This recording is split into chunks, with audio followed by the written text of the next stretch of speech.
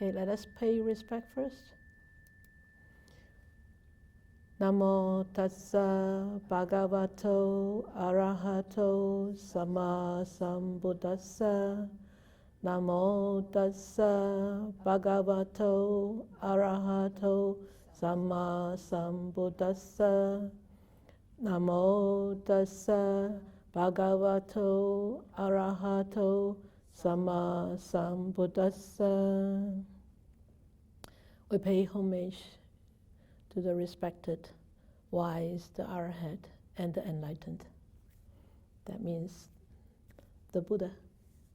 Okay, so we always start with this because we are grateful for his teachings, even that he has passed 2,600 years ago. We are still able to at least encounter at least maybe 2/3 of the original teachings. Probably a little bit less than 2/3, but still, we are very fortunate to be able to really study his words and walking, following his footsteps. So, exploring the Dhammapada. So today, this is the 10th session. So remember last time we actually talked about mindfulness. So remember this slide that we actually shared last time is to live one day virtuous and meditative than to live 100 years immoral and uncontrolled. I wanted to bring to your attention this slide because we want to share some reflections, right? So the reflections I forgot, but I actually made it out later that those are the two questions or two points to reflect upon. Does mindfulness have any influence on your relationships, and how? This would be a very interesting, could be very personal, but if you are willing to share, we are welcome. If you don't want to share, at least you try to reflect upon it yourself. And the second question is, if you have only 24 hours, just now it says, right, it's better to live one day being virtuous and meditative than to live 100 years immoral and uncontrolled. So this one is asking you, if you have 24 hours, or if we only have 24 hours left in our life, what would we do? Interesting, eh? Okay, the floor is yours. So anybody from the floor here first? Okay, Lynn. Just a minute. You have a microphone. Everybody on Zoom has to hear you. Okay. Thank you, Sifu. Mindfulness has influenced relationships, but mostly my relationship with myself. Yes, that's good. I am a lot more choosy about my friends. So there's less people in my life, but I'm happier. Ah, that's good. Yeah. So, yeah, we all have a voice inside. Yes. Well, my voice inside is very compassionate and loving, and it's not mean anymore. Used to be, hey? It used to be mean. Yeah. It was nice to other people, but not to me. Yeah, I was right. allowed to make mistakes. Yeah.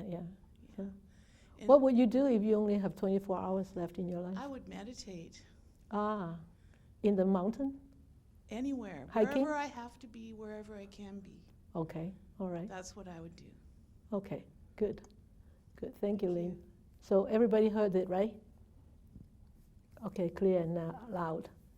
Anybody else? Any volunteer here? We have how many? We have almost 20 people. No, we have more than 20 people tonight here, and nobody wants to raise their hand. Come on. Versha.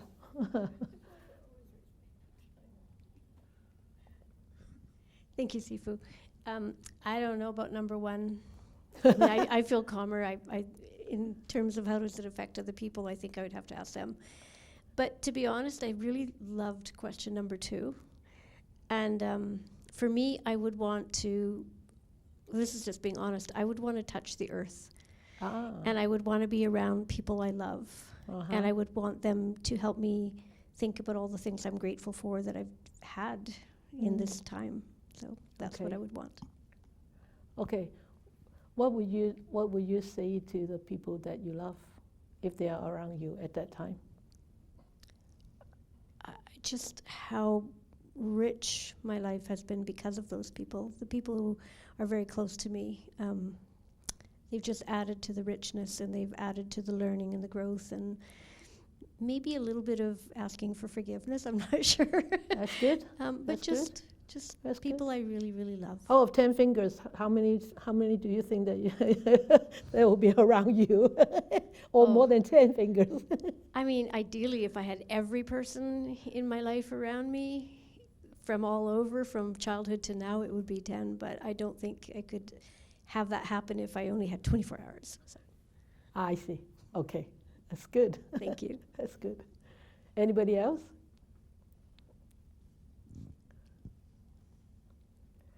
Ali.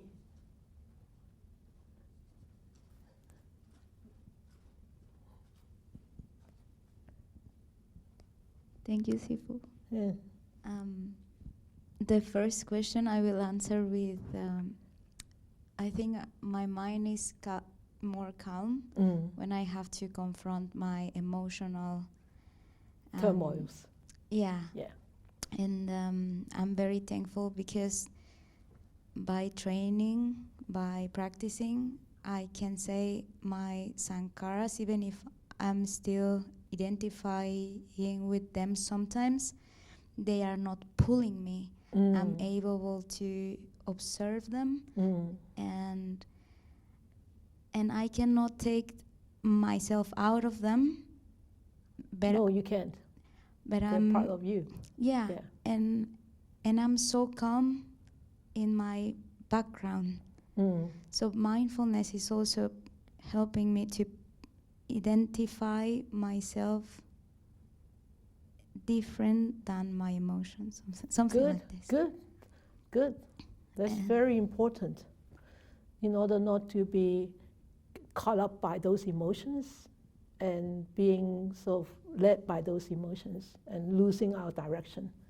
Very good, yeah. Second part. The second one. If you have something to share. Yeah, now that Versha was saying she will be around her people, I thought about metta, because with metta, it doesn't matter if they are not there. You can also ask for forgiveness or send love to them, spend time with them, and you can really reach their hearts that way. Yeah. And I think I will go for a walk or ride the bicycle to the river. If you can still walk. Yeah, right? If we can still walk, right? Yeah. We don't know, right? This is also like a projection. Yeah. But it's a good question to actually put out for us to contemplate. Yeah. Thank you. Metta is a very good, that's a good way to look at it when you have only 24 hours, because metta encompasses everything, including sharing loving kindness, understanding or sharing people's grief, or asking for forgiveness, or forgiving, and also very important is letting go, detachment, equanimity, right? And letting go. Okay, if I cannot ask for forgiveness, okay, I let go of the grudge. If I cannot forgive others, I let go of the hatred and ill will that I have kept in my mind all this time because of, wrongdoings of others, that have hurt or harmed me. So the very important is at the end is the four great abodes is the last part is actually very, very, very crucial. The equanimity, the balance of the mind, to embrace whatever situation that you are in that in that short period of time that you only have, like, to live on 24 hours. Okay, equanimity, very important. Together with mindfulness and metta, they are powerful, strong, powerful, and invisible. Okay, so thank you, Ali. Thank you. Thank you, Sifu. So we will go on to the Zoom. Tisa or Mali.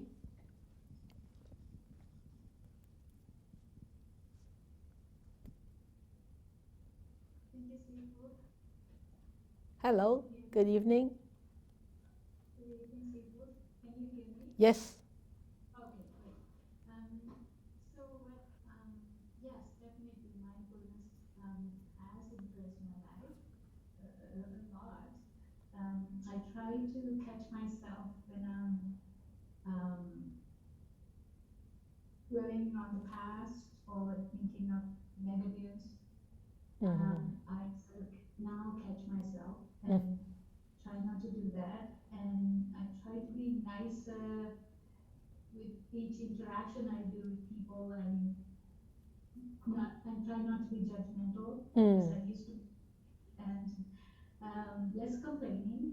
Yeah, that's good. The things that I see that Good. happen to me, Good. and it comes, and then I catch myself. Oh no, that I shouldn't be doing that. So that has improved quite a bit from what I have been. You probably know that. Yeah. I also think of all the blessings in my life, like my family, friends, teachers. I'm very grateful for what I have. That's something that I'm more aware of now than before. Also, I try to listen to others a little bit more than I used to, with a little bit more understanding.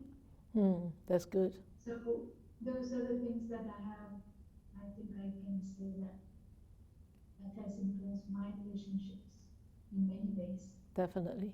That's And nice. the second part, Yep. I would think of all the good things I have done in my life in the past. And Very encouraging. Yes. Yes. Go for a walk, and if my family is around, that will be a bonus. Yeah. But yeah, think of the positives in my life and blessings in my life.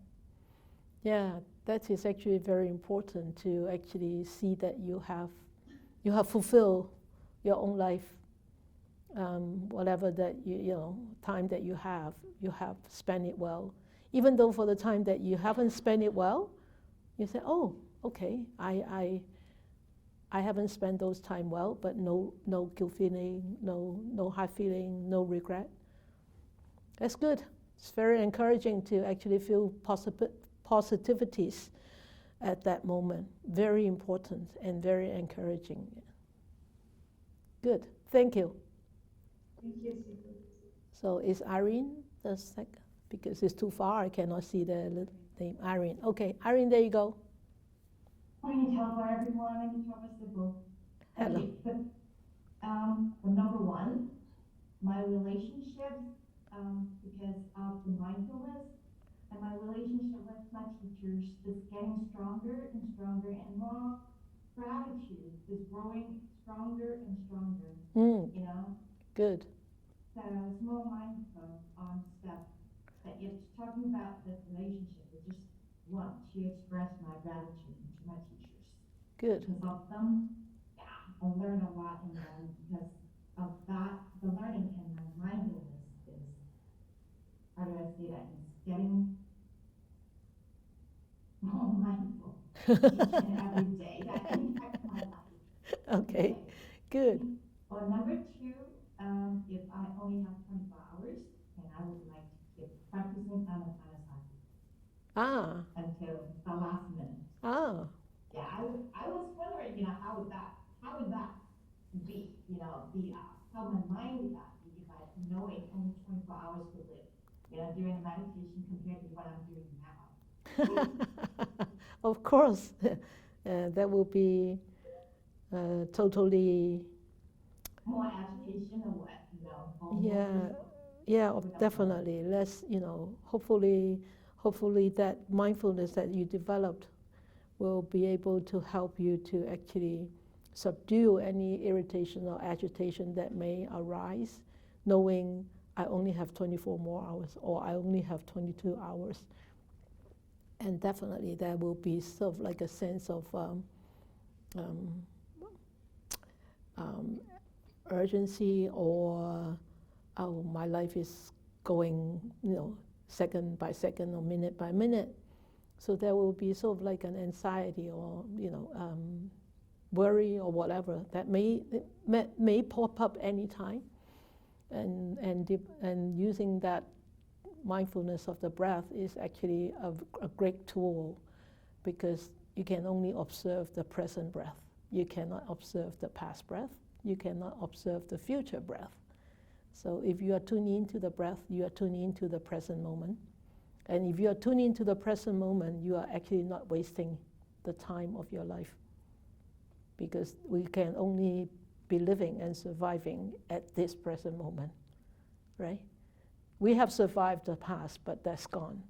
But this present moment is the moment that we are truly living. Not in the past, nor in the future, right here, right now. Good, great. Keep up the good work, Irene. Thank you. You're welcome. That answer popped to do it this morning when I during the meditation. What should I do? What would I want to do if I only have 24 hours? I'll keep meditating. Thank you. Sadhu. Good. So, anybody else with Laurie? Sorry. That's okay. He shouldn't have sat down,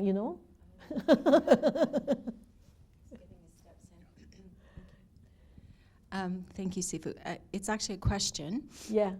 When I was contemplating number 2, I was thinking about being very peaceful and calm and positive, but also thinking about regrets, but not in a bad way. So my question is, would you, someone who is in their last hours, would you encourage them to set an intention, or I don't even know how to put it in words, to encounter the Dhamma sooner? Because that's something that I think about. I was so, advanced in age before I actually. I'm grateful that I have, but would that be something? The intention of encountering the Dhamma in an earlier age, in earlier time. Yeah. Only if the person has that interest or has that aspiration already. Otherwise, you don't do new things to them. No, because that would possibly create regret. Oh, I wish I have done this, but now I don't have the time. Darn, So at that time, you don't really want to actually arouse any regret, any guilt whatsoever. Those we call them negativities. So we don't want to arouse those. Instead, we want to arouse positivities, their recognition of their life, what they have done, what kind of person they are. So we call that at the end of life care, we call that life review. You have heard me talking to you about that. So, but if the person tells you, oh, I wish I have learned the Dhamma as you like you earlier or sooner, or I have started, you say, oh, that's okay. You just make a vow now. May I encounter the Dhamma in my next life as soon as I'm born, or now you can start. You can start, thinking about the Buddha, thinking about the Dhamma, and thinking about the Sangha. It's contemplation of these triple gems. So, if they show interest, otherwise don't push. Thank you, Sifu. Yeah. Good. All right. I think, anybody else? No? Okay. Okay, all right then, let's go on. I have quite a long session today. So we have done this. Last time practiced the Dhamma or practicing mindfulness. One of this practicing the mindfulness, developing in samadhi. So the next one, actually, I have swapped the sequence. I'm going to talk about right efforts tonight, because with right efforts, then we will be able to develop the right kind of mind, and the right kind of mind, although the unwholesome mind or wholesome mind, will bring benefits or shortcomings in this lifetime or next lifetime. So we will end with benefits of practicing or shortcomings of not practicing. Okay, so last time we talked about developing mindfulness. So I wanted to touch base on a little bit on developing mindfulness on verse 282 and 283. It says that why do we need to actually develop mindfulness? So you all know that we are using this book Dhammapada. So it says 282 verse says, wisdom springs from meditation or being mindful, developing that mindfulness. And without meditation, wisdom wanes. That means it disappears. It weakens. And having known these two paths of progress and decline, one should so conduct oneself that wisdom will increase or wisdom increases. So and also with this, meditation means developing the right kind of mindfulness. We call samasati in Pali. And with mindfulness, we develop this stability, the focus, concentration, and grounding of the mind, so that we don't shake like the trees. With a strong wind, it keeps shaking and shaking. But with a strong roots, even though the trunk shakes, it still stays put, to get in touch with the ground. So we need to develop a very strong roots. And where do we actually develop it from? Is in the mind. Okay, and when the mind is strong, even though the body will become weak, it doesn't matter, because the mind is strong, the mind is focused, the mind is mindful and clear. So we all know that studying all this mundane knowledge will not lead to wisdom. It will lead to you become more intelligent, but not wisdom. Wisdom only comes from removing all the dust on your mind that's actually masking the wisdom, okay? So that's why we need mindfulness in order to develop a focused and stable and strong and steady mind. So, and then the next one is when we have that wisdom, what would we do? And the Buddha said, that's 283 and 284. He said, cut down the forest of lust, but not the tree. So you take down all these rotten branches, dry branches, and then let the tree regrow from the forest of lust. Because why? Because from this rotten or from this diseased branches, it brings on fear. So having cut down the forest and the underbrush, it says, of desire, be passionless, O monks. So a lot of people would think that, the Buddha's teachings always teach us to be passionless, not passionless. It's less, L-E-S-S. So that means we sit there and being a dumb and not doing anything, or we cannot be happy if we actually encounter something pleasant. No, it doesn't mean that. We can still be happy, we can still enjoy life, we can still enjoy a coffee, or we can still enjoy an ice cream. But when we don't have that coffee or when we don't have that ice cream, we don't cry. And then we don't cry and we don't start running after or trying to get more coffee and more ice cream. Or when coffee and ice cream, they just shuffle it into your body, you know. So that means passionless. That means you're mindful. Okay, if we do not have passion, boy, it's going to be a very boring life, isn't it? If I don't have the passion to become a monastic, I wouldn't be a monastic. If I don't have the passion to actually share the wonderful wise words of the Buddha, I won't be sitting here. You know, I will be doing my own thing all the time. I have that passion, but I know which way I need to go, and I always try to veer myself into the middle path, and not too extreme.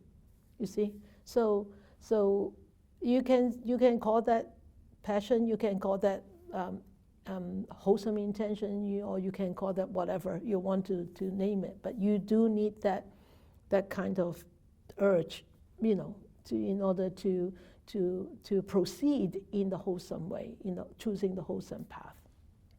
Okay, but here it means that the Buddha advises us to really cut down the forest of lust, because lust, that means the craving in the craving and the greed, especially for sensual pleasures, is going to bring up so much fear. Okay, and so 284 it says, for as long as the underbrush of desire, even the most subtle, of a man towards a woman, or you can say of a woman towards a man, is not cut down, his or her mind is in bondage. And like the sucking calf to his mother. Of course, a newborn calf would like milk, and you can see even a newborn puppy is constantly sucking to the mother. That is such a strong attachment to the mother, not just for the milk, but for the comfort of the physical contact. Just like a newborn baby wanting the cuddling all the time, right? So, because that is essential pleasure. In a way, it's essential pleasure because it's the physical touch, physical feeling. So, we need to cut it down, or as a householder, you wouldn't. I don't recommend you go back and say to your husband, your wife, is okay. I have heard this. 284 is cut down all this underbrush of desire. You don't touch me tonight. You don't touch me tomorrow. You don't touch me forever. I tell you, you're going to have a broken family. It doesn't mean that. It means that you need to be aware, and you need to know that, okay, yes, I have this lust arising. Okay, I express it. I satisfy my lust. But you need to actually draw a line very, very wisely. This is the lust between a husband and a wife. But this is not a lust between in a one-night stand. Not a flirting. They're going to end up with so much problems. You need to know that, especially as if you are in a marriage. Then that part is sort of like a responsibility to your partner. Okay, so unless both of you are actually practitioners, then gradually when you strongly develop that mindfulness, then you don't need it anymore. You gradually sort of it gradually that lust, that desire gradually become weaker and weaker, and you don't need it anymore. So it comes as a natural process. All right. So, and then the 285, he says, cut off your affections as one plucks with the hand an autumn lotus, because autumn lotus is so fragrant, so pretty, and so beautiful, and cultivate only the path to peace, to nibbana, as made known by the Exalted One. Yes, we are still not able to do that. We're still not able to do that when we cannot cut off our affection, but be aware of the affection and see if you could actually identify less as the affection is your affection or your lust. It's just a lust or a mental feeling or that whatever that physical feeling. Oh, it's a physical feeling, and see if you could actually take a step backward and see if you can stop yourself falling into wanting more. So that is what it meant. So remember, the Buddha's teachings is actually teaching us not to go too extreme. The expressing, fulfilling all the lust, or be an ascetic and cutting it off, like how he spent 6 years in the mountain, right? He said, no, it doesn't work. Neither way does not work, and only on this middle path. So you really need to know where you stand yourself, and in order to actually find that middle path. And your mind has to be clear in order to know that, oh, this is the middle path, and I need to pursue on this. Okay. Sometimes we veer off, but being mindful, you bring yourself back again. And we veer off, you bring yourself back again. So, okay. So here, and being able to subdue all those, the cankers cease. So those afflictions, those defilements will stop, will be weakened and will disappear. And he said, for those mindful and clearly comprehending ones who always earnestly practice mindfulness of the body, who do not resort to what should not be done and steadfastly pursue what should be done. So looking at this first, that starts tonight's exploring the Dhammapada. In this theme is, it says, who do not resort to what should not be done and steadfastly pursue what should be done. So the Buddha's teachings on this, what should not be done and what should be done, he calls it the 4 virya, the 4 great efforts. Okay? So virya means efforts. So there are 4 efforts, 4 types of efforts, great efforts, correct efforts. And the first one is, it says, the exertion to guard unarisen, unskillful qualities. You can call it unskillful, you can call it unwholesome, you can call it evil, you can call it bad. You can call it incorrect. Okay, so it's unskillful qualities. To guard those unarisen ones. That means it hasn't arisen yet. And we have to guard it. Okay? So like closing the gate. Don't let it come in. And then the second one is the exertion to abandon arisen unskillful qualities. We all have unskillful qualities. We all have bad qualities. We all have non-virtuous qualities, unwholesome qualities. We all have made mistakes. Okay? And how can we abandon these unwholesome qualities? Yes, we have made mistakes, but we don't have to repeat those mistakes again. In order not to be repeating those mistakes, we need to be aware. Okay, so that's why mindfulness and these are all tied in together. Okay, and then it says the third one is the exertion. you see, it starts with exertion in all of these four. Because exertion, that means you need to put your efforts in. You need to put your strength in. Not just, how do you call this? Hanky-panky? That means not doing anything. It's just, so-and-so, And no, you need to do it. You need to put efforts in. Like when you're making bread, you need to use your fingers to really knead the dough. Okay, so the exertion to develop arisen skillful qualities. So if we do not have those, skillful qualities, and we know they are skillful qualities, and if we know that, I still haven't cultivated this. For example, I haven't cultivated generosity, or I haven't cultivated forgiveness. May I cultivate it. May I use every opportunity to cultivate at least a little bit of this, little bit of this, little bit of this. Many, many baby steps will make a big step. Okay, the exertion to develop unarisen skillful qualities.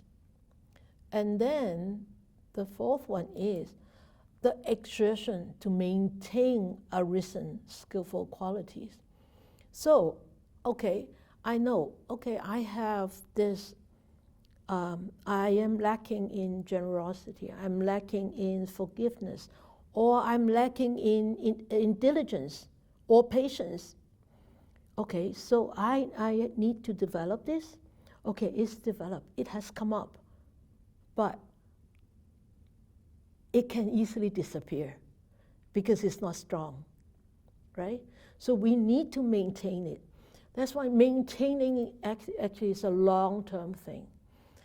So for those of you who have been, meditating with me for some time, you always hear me say, arouse this devotion, arouse patience, arouse perseverance, persistence, and determination. Every meditation, every Sunday morning meditation, I would repeat this over and over and over again. You think that, sister doesn't have anything to talk about. She repeats this all the time. I don't have anything, I don't really have new things to talk about. That's why I repeat this all the time. Because that's what the Buddha said.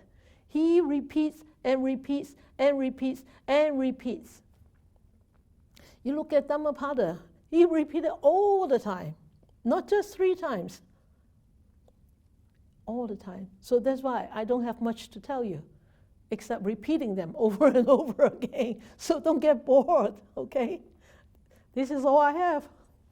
So, but why? Because we tend to be forgetful, right? And we tend to wander off.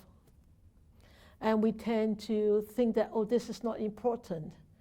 And we tend to think, I have a lot of time. I can do it later on. I can do it tomorrow. Or I can do it tomorrow after tomorrow. I can do it on Friday. So you remember there is a Chinese saying that I shared with you before? 明日復明日，明日何其多. So tomorrow, after tomorrow, and after tomorrow, there's so many tomorrows.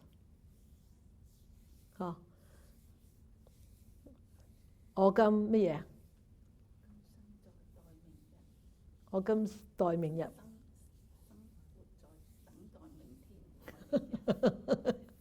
You forgot the literal one.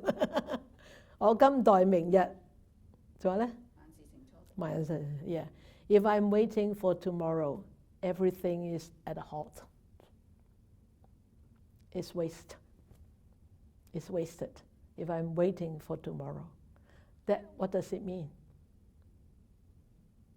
Use the time wisely and promptly. 24/7. Okay, 24/7. So this is actually a very, this this is sort of like a formula. Guard, abandon, develop, and maintain. Remember this formula all the time, every day. Refresh it in your mind all the time. And this whole formula, you can see that is based upon on a distinction between a skillful and a non-skillful or unskillful. Okay, so, and you can see with this formula, one thing that you need to put in is exertion, efforts. All right, so you make it easier for you to remember. So it's like weeding.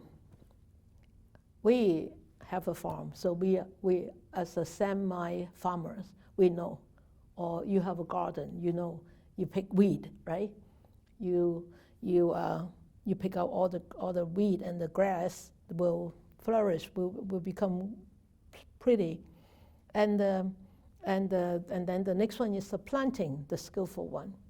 Okay, so first one is preventing, and then the overcoming. All right, so, and then the second is the planting. That means the skillful ones that is the pulling all the weeds out, the little piggy pulling all the weeds out, and preventing and overcoming all the unskillful deeds. And then planting and cultivating. So we do not have those seeds of skillful means, or skillful actions yet, or skillful seeds yet. We plant them. We put them into our mental field, and we look after them. When we look after them, we are maintaining them. And when we maintain them, hopefully they will bloom, sprout, and bear fruits, and you have more and more seeds. So like planting the tulips. So at the end of the tulip season, when the leaves all gone yellow, you pick up the bulbs. You pick up all these little bulbs and put it into the shed. November, you put all these bulbs back. Next year, you have more tulips. Simple, right? You can see the Dhamma that the Buddha actually taught is applicable. We can see in our daily life. All right? So these weeds, what are these weeds? These weeds are the 5 obstacles. The 5 obstacles, the sensory desire, the ill will, the drowsiness, the irritation, agitation, and also doubt. Those are the very strong weeds that we all have, okay? And some of us have stronger weeds in sensory desire. Some of us have stronger weeds, more weeds in the drowsiness. Some have more weeds in restlessness, irritation, agitation, plus drowsiness, plus sensory desires, plus doubt, plus ill will. Then that's bomb. We said bummer, right? So that is difficult. That will be very difficult. But don't lose faith in the Dhamma. As long as you persevere and practice days in and days out, as long as you remember, and whether it's a couple of seconds you remember and coming back to this present moment and being here, and then it's gone again, and then you remember and you bring it back again, just back and forth, is just like, what do you call that? 扯大纜英文叫咩? What is,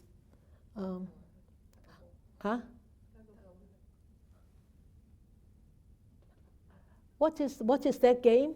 Tug of war. Oh, tug of war. Sorry. Okay, I can only hear my voice, can't hear yours.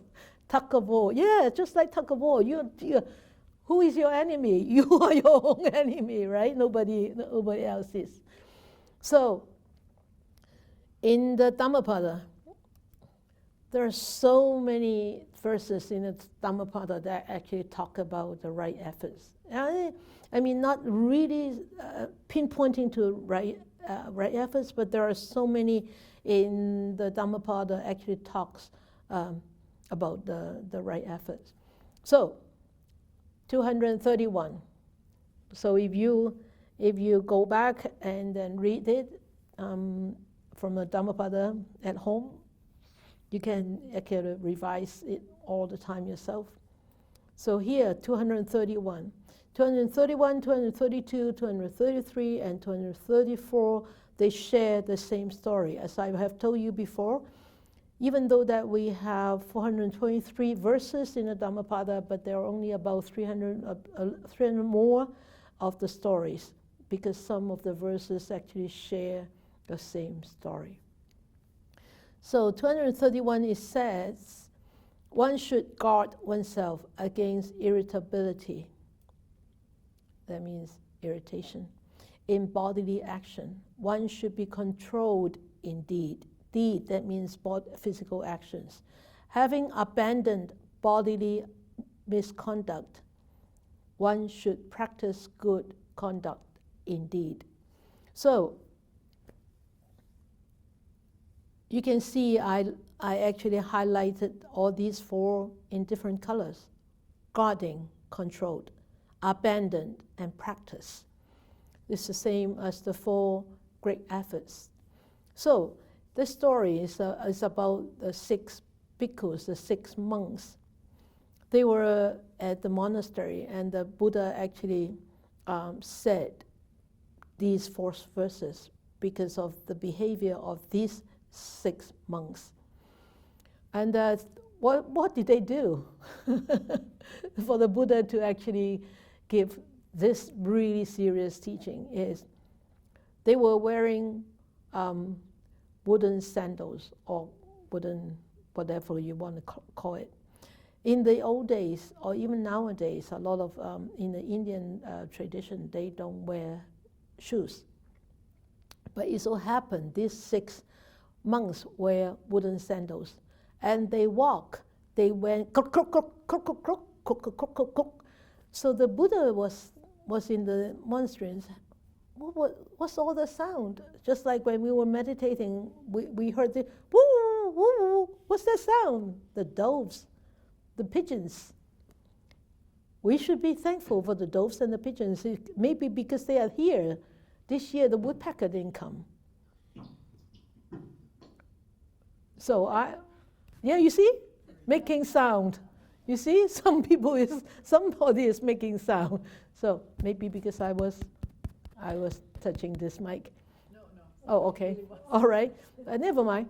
So they were making really, because they were walking on the stone ground.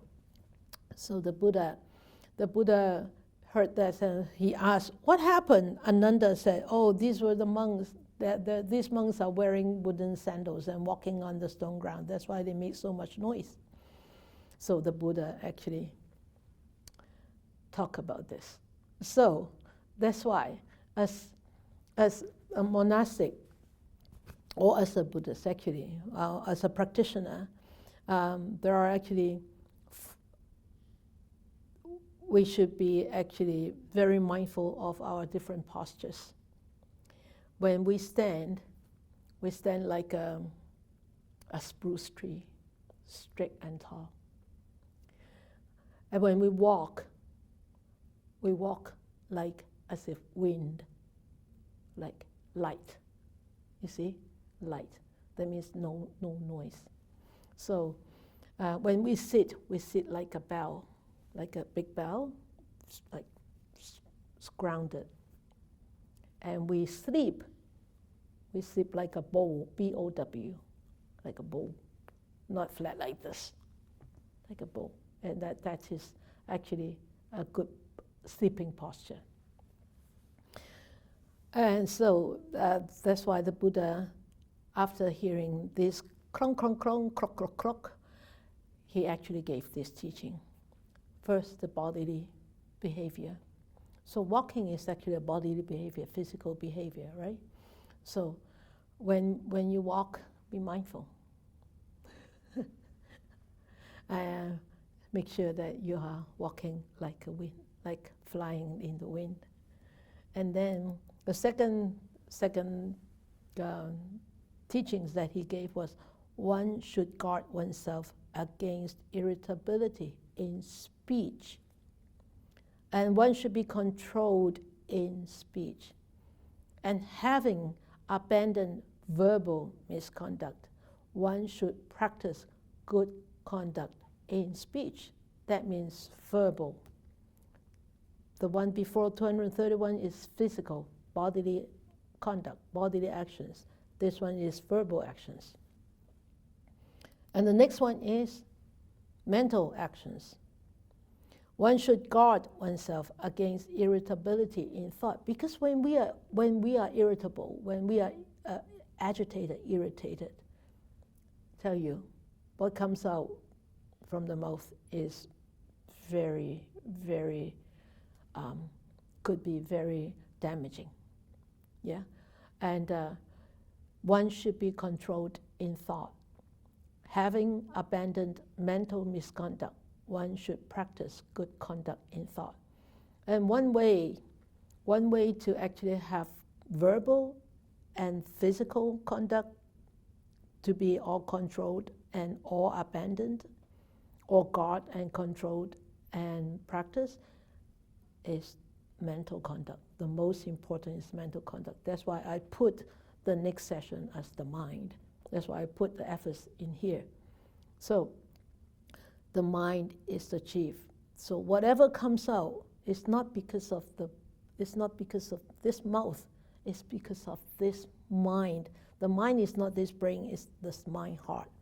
Okay, so that's why the thought part, the mental process, is very, very important.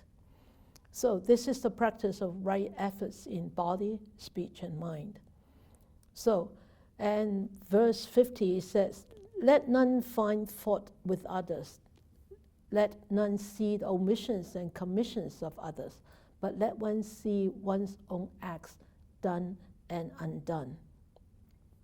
That means one should not consider the faults of others, or nor their own doing, or not doing good or bad. One should consider only whether one has done or not done good or bad deeds. That means one should be aware of their own behavior.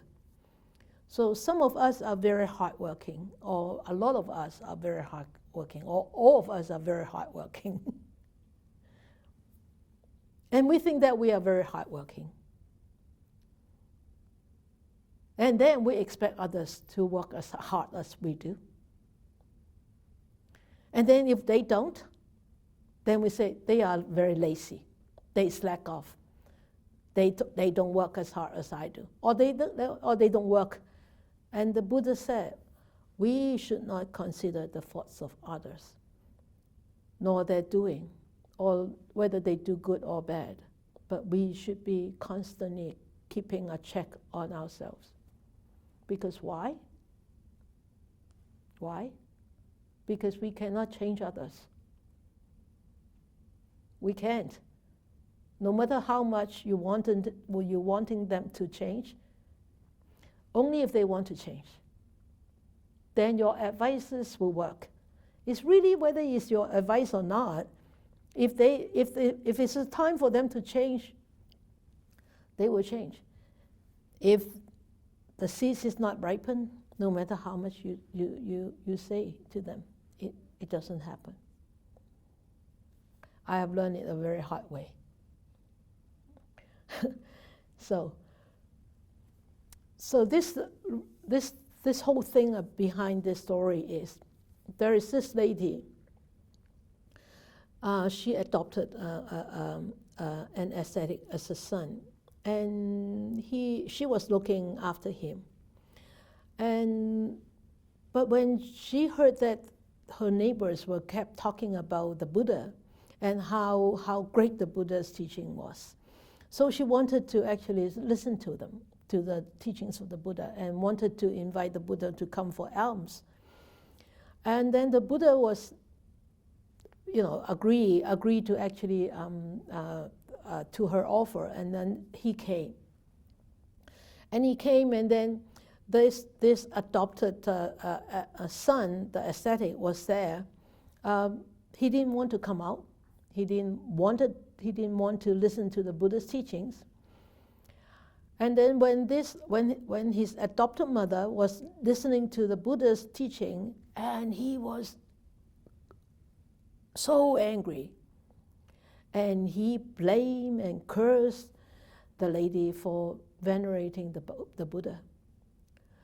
The lady heard him cursing and shouting and felt so guilty and so ashamed that she couldn't concentrate on listening to the Dhamma.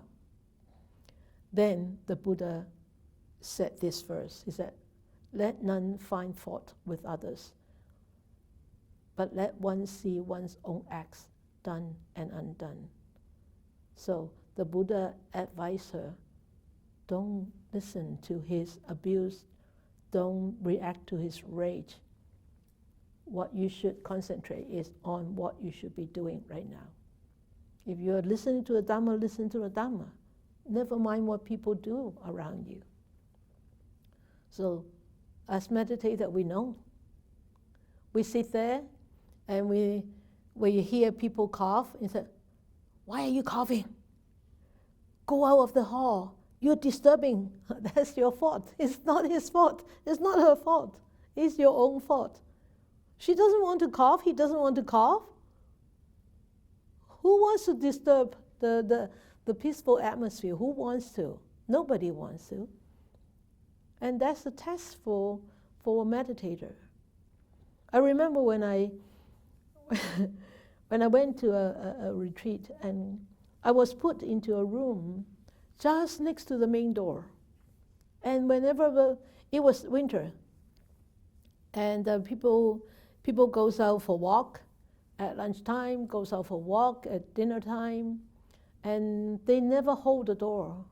They just slam the door, let the door close by itself. And I am furious. I was so furious. I said, "Gosh, when they, what are they doing? Aren't they practicing mindfulness?" I wasn't practicing mindfulness either, right? And one day I was I was resting on my bed, 5:13, and then I was so angry and banging after banging and taking the shoes and banging on the and putting on the shoe rack and bumping into the wall, all this noise. And I suddenly remember, gosh, it wasn't their problem, it was my own problem. I was reacting. I was reacting to all this external sound. I turned these sounds into noise, and I hated it. And all of a sudden, everything just melted. And I fell asleep. And ever since then, no matter how people bang the door, it doesn't bother me anymore. And the next retreat, the alarm in my room went beep-boo, beep-boo, beep-boo, beep-boo. And I look at my alarm, and I tried to reach for it. I couldn't. I put up a chair. I couldn't. I was so sure I couldn't reach it. I opened the door. Nobody in the corridor. No manager. Nobody running around. Oh, so this is just my own room. It's teaching me a lesson. I look at the alarm and said, "Thank you." Then I went back to bed, and I fell asleep. And it went beep-boo, beep-boo, beep-boo. And then the next day, the manager asked me, "Sister, did the alarm go off in your room?" I said, "Yeah, it did." I tried to find it. I couldn't find it, and I knew it was your room. I didn't want to knock on your room. I said, "Oh, never mind." "And you rested?" I said, "Yeah, I rested very well."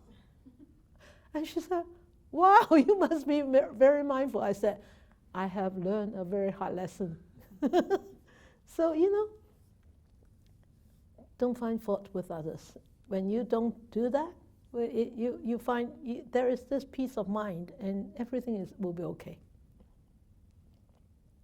So when we cultivate right efforts, we do, we put efforts in, This is the cause, and there will a consequence, right, to follow.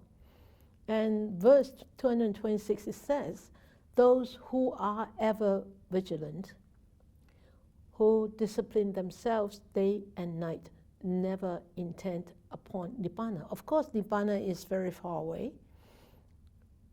The full Nibbana is very far away. But Nibbana is peace of mind. Nibbana is ultimate freedom. If we have this momentary freedom, we can have a taste of Nibbana.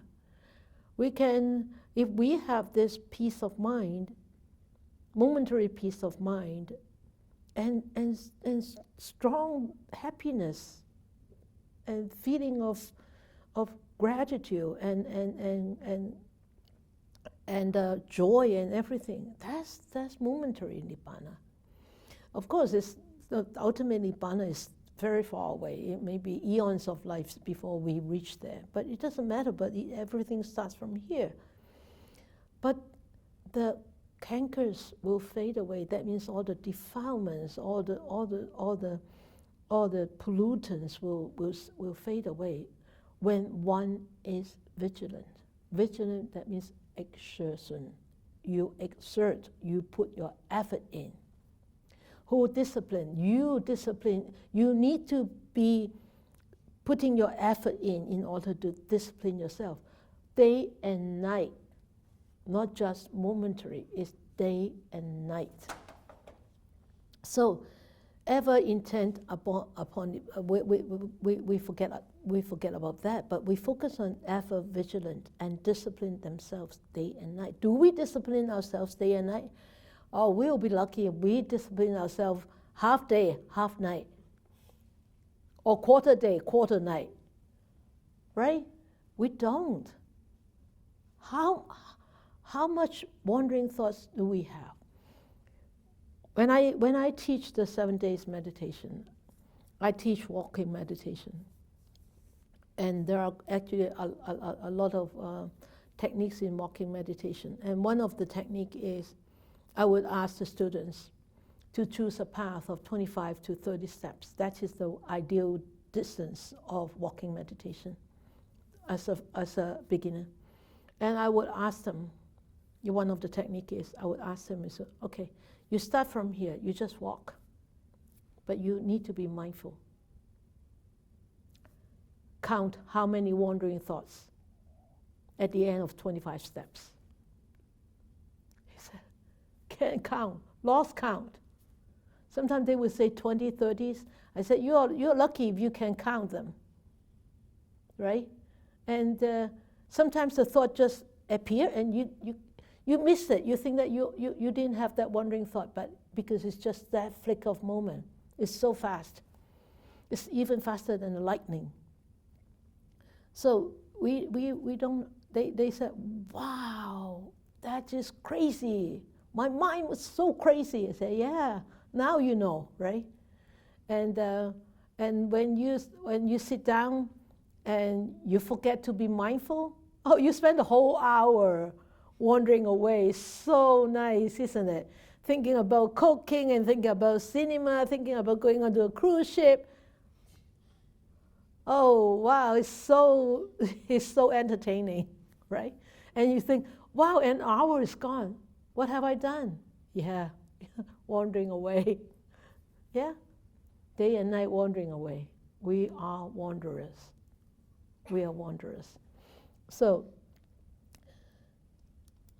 the Buddha said, 229 to 230, he said, but as to the person whom the wise praise after observing him day and after day, one of flawless character, wise and endowed with knowledge and virtue. These are all have to be developed, knowledge and virtue. That means that knowledge is not book knowledge, okay? It's wise knowledge, wisdom. Who can blame such a one as worthy as a coin of refined gold? That means you cannot blame them. You cannot blame them. You have to praise them. And those people are even praised by gods, by Brahma. So, Atula, this lay disciple, when he was residing in the Jetavana Grove, the monastery, the Buddha actually uttered these two verses, 227 to 230, actually 4 verses, with reference to Atula and his companions. Atula and his companions, about 500 of them, wanted to listen to the Dhamma. So they went to Rivata, one of the monks. And Rivata was very aloof, and he just sat there not saying a word. So Atula thought, he's so aloof. He didn't even teach us anything. Okay, so they moved on. They went to Sariputra, one of the greatest disciples of the Buddha. Sariputra. Sariputra was very well versed in the Dhamma. So he taught them the Abhidhamma, which was so difficult, so deep. He said, oh, this is too much. We can't take this. So Atula went on with his 500 disciples, went on to look for Ananda. And everybody knows Ananda was the attendant of the Buddha, also very well versed and excellent in memory. And Ananda taught them what? Ananda taught them the basic, the Four Noble Truths, the Eightfold Noble Path. I said, this is too easy. This is too brief.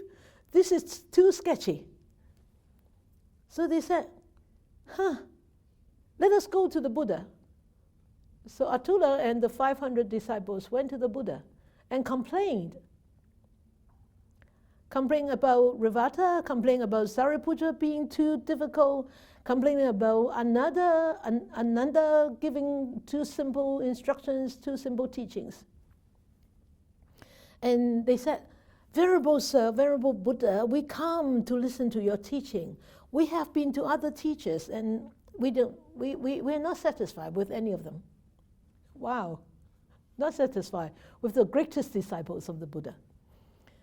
And the Buddha kept silent and then listened to Atula. And then the Buddha said to them, my disciples, blaming others is not something new. Everybody blames others. They never blame themselves. It's always people's thoughts. There is no one in this world who is never blamed. And people would blame even a king or even a Buddha. To be blamed or to be praised by a fool is of no consequence. And is truly blamed only when he is blamed by a wise man. And truly praised only when being praised by a wise man. So remember, if you are blamed by others, check on them. Are they as wise as the Buddha? If they are not, don't get angry. Okay? If they praise you, don't get too elated. Check on them. Are they as wise as the Buddha?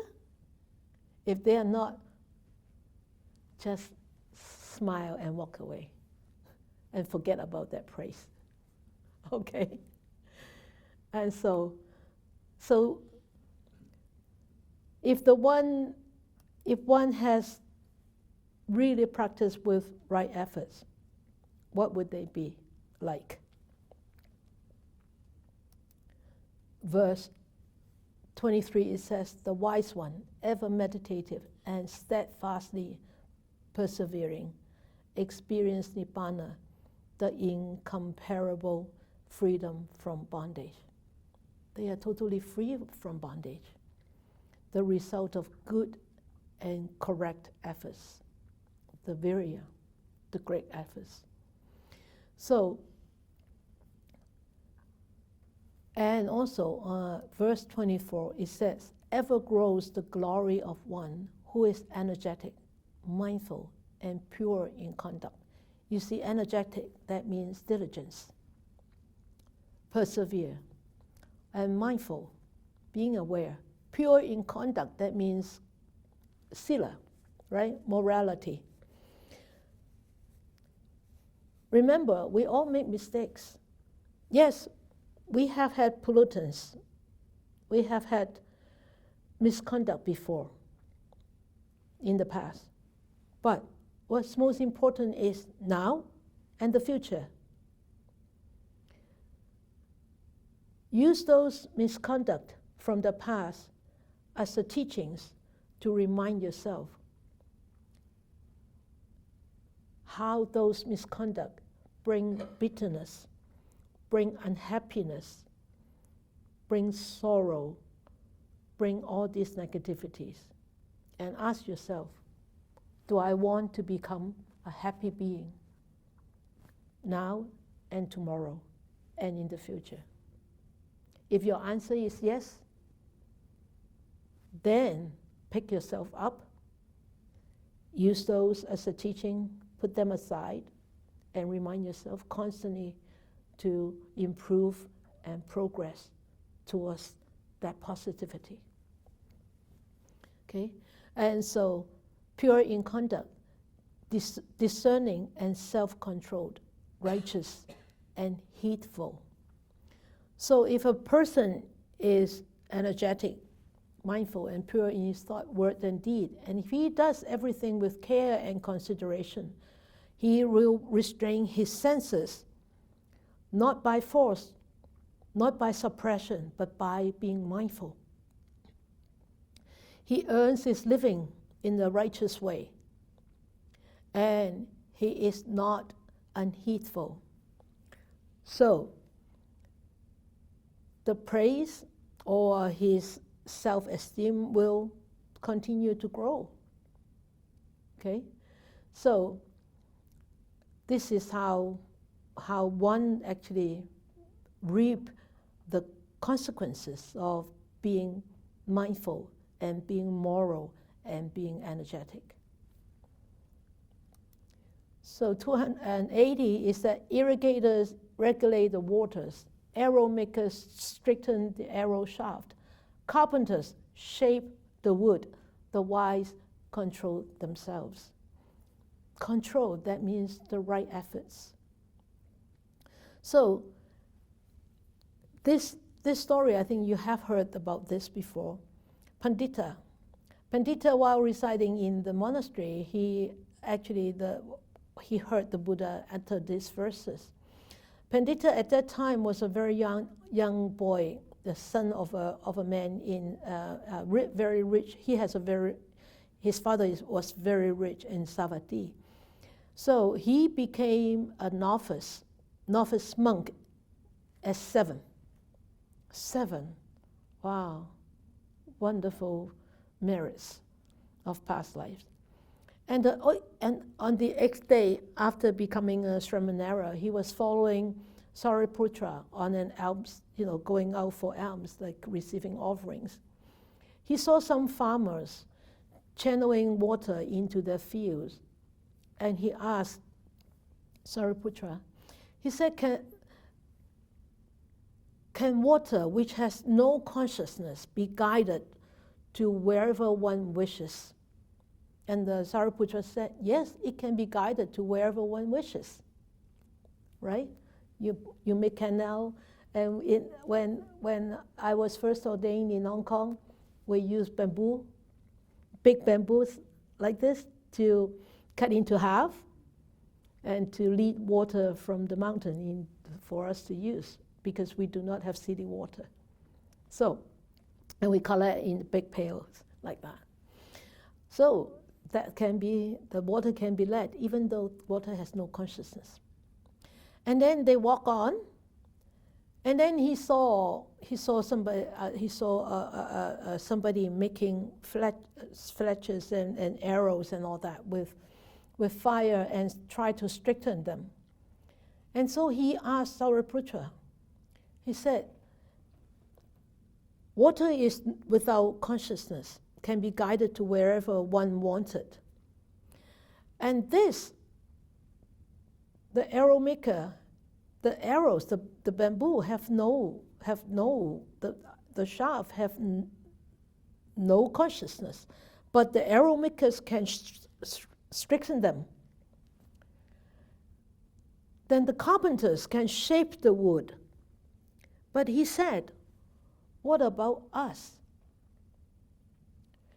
So, and he pondered, so what about us? We have consciousness. But why should I, having this consciousness, I am not unable to tame my mind? Why? How can I actually correct myself from that? So then he asked permission from Sariputra to actually to return to his own room in his monastery and start practicing on sati and cultivating that mindfulness, samasati. And then he was working very diligently, very ardently, and checking through his own physical body and everything. And because he was so young, he must have a lot of merits from his past. He was even protected by the devas and all these heavenly beings. And he was practicing, and he actually attained the first stage of enlightenment. And he was still practicing, and Buddha in his meditation knew that he was ready to go further, advance in his enlightenment. But at that time, Sariputra was going to bring food to him.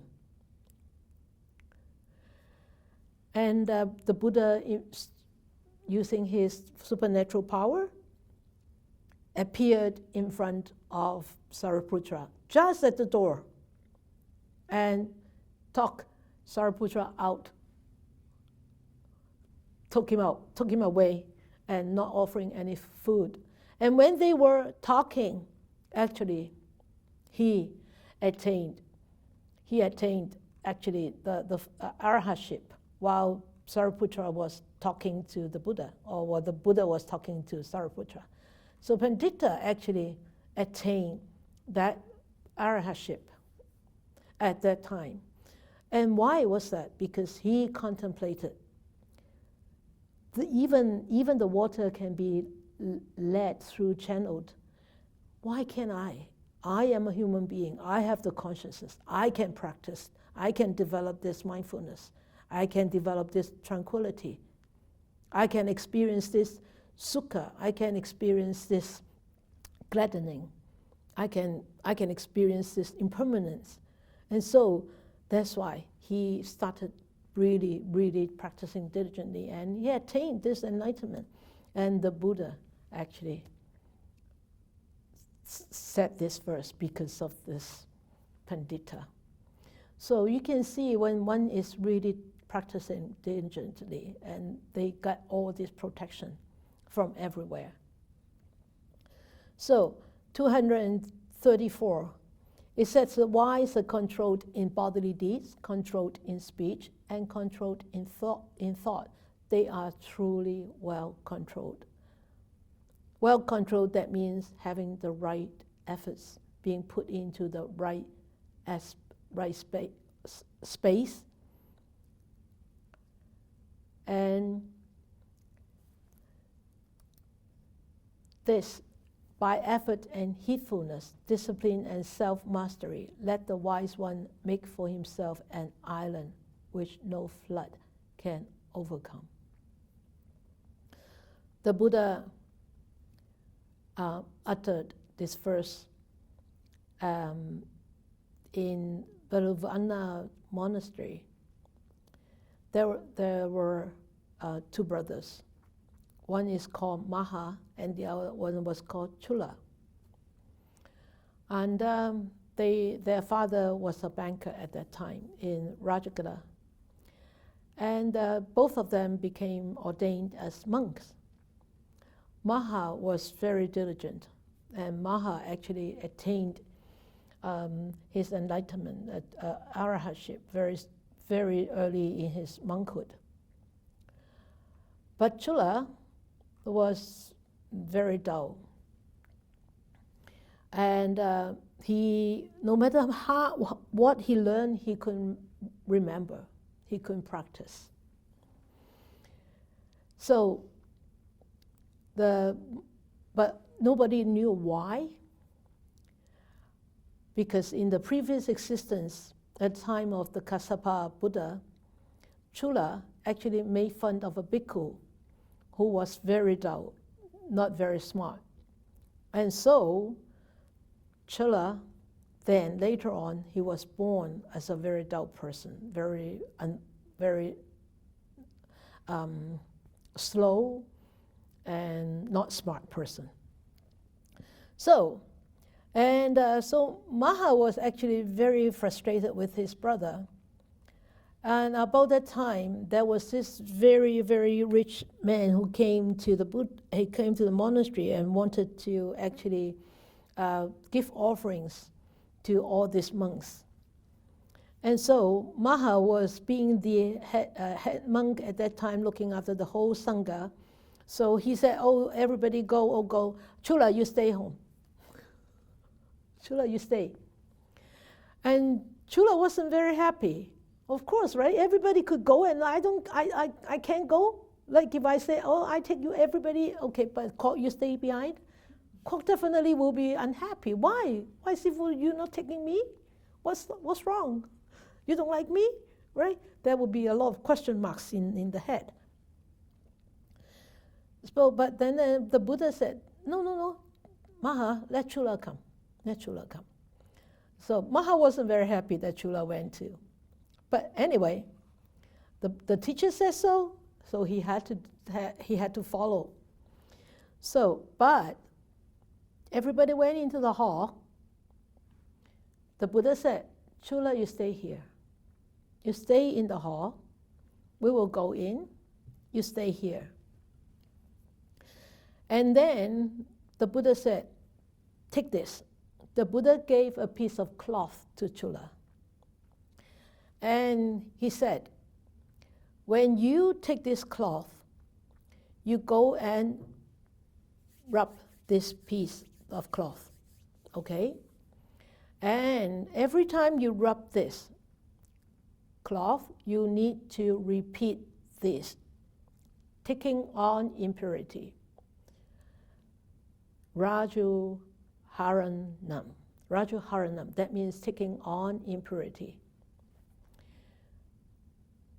Recording in progress. Recording in progress? Sorry, the Wi-Fi cut out for a few seconds. Ah, okay. They came back on? Yeah. All right. So, taking on impurity, you keep rubbing this cloth, and every time you rub it, you say, taking on impurity. Raju Haranan, Raju Haranan, Raju Haranan, Raju Haranan. And Chula actually really took that cloth and rubbed. Every time he rubbed, he repeated that word, taking on impurity, taking on impurity. After a little while, he saw that cloth so soiled, so dirty, and so wrinkled. And he looked at the cloth, he came to realize the impermanent nature of all conditioned things. And at that time, the Buddha, inside the house, learned that Chula was ready to take the teachings. And so he appeared in front of Chula and he said, it is not the piece of cloth alone that is made dirty by the dust. Within oneself also there exists the dust of passion, raga, the dust of ill will, dosa, the dust of ignorance, moha. He said, that is the ignorance about the Four Noble Truths, the dukkha, and the liberation from dukkha. And only by removing all these pollutants, raga, dosa, moha, And only by removing those can one achieve one's goal and attain enlightenment, arahantship. Chula got the message, and he kept on meditating. In a very short while, he attained the fourth stage of enlightenment. And that moment, Chula ceased to become a dull person. He became a very wise person. So, at the time, inside the hall, they were ready to offer. Firstly, they need to wash their hands first before they take offerings. So disciples and everybody would come and pour water. And the Buddha said, wait, is everybody here? Maha said, yes, everybody is here. Buddha said, no, it seems that we're missing one person. You heard that story before, right? Can you tell me the rest of the story? Okay. And then Maha said, no, everybody was here. Buddha said, no, somebody is missing. And so they sent the attendant. Somebody's missing. Said, oh, where's Chula? They sent the attendant to look for Chula. The attendant went into the where Chula was. He said, where's Chula? There was 1,000 Chula there. Who is Chula? I am Chula, I'm Chula, I'm Chula, I'm Chula. He said, who is Chula? Then the attendant went back to the hall and told everybody, there are 1,000 Chula. Who is the Chula? He said, no, just go and ask for Chula. He went again. Who is Chula? I'm Chula, I'm Chula, I'm Chula, I'm Chula. He said, no, there are 1,000. They went back to the hall and said, there are Chula. No, you have to look closely. When you ask the question, the first one said, who is Chula? That is Chula. He said, I am Chula, that is Chula. So the attendant went and he said, he looked, who is Chula? And he picked out the one who said that I am Chula, the first one. And then the rest, 999, disappeared because that was his supernatural power. And then they said, oh, you are asked to go into the hall to receive alms. When he went into the hall, the Buddha said, Chula, you give a Dhamma teaching after receiving the alms. It was always give a Dhamma teaching, and Chula actually expounded the Dhamma perfectly. So you see, even a dull, very dull person, because of this strenuous, diligent effort, he can still come out of that, of being dull and not wise. So wisely using the time,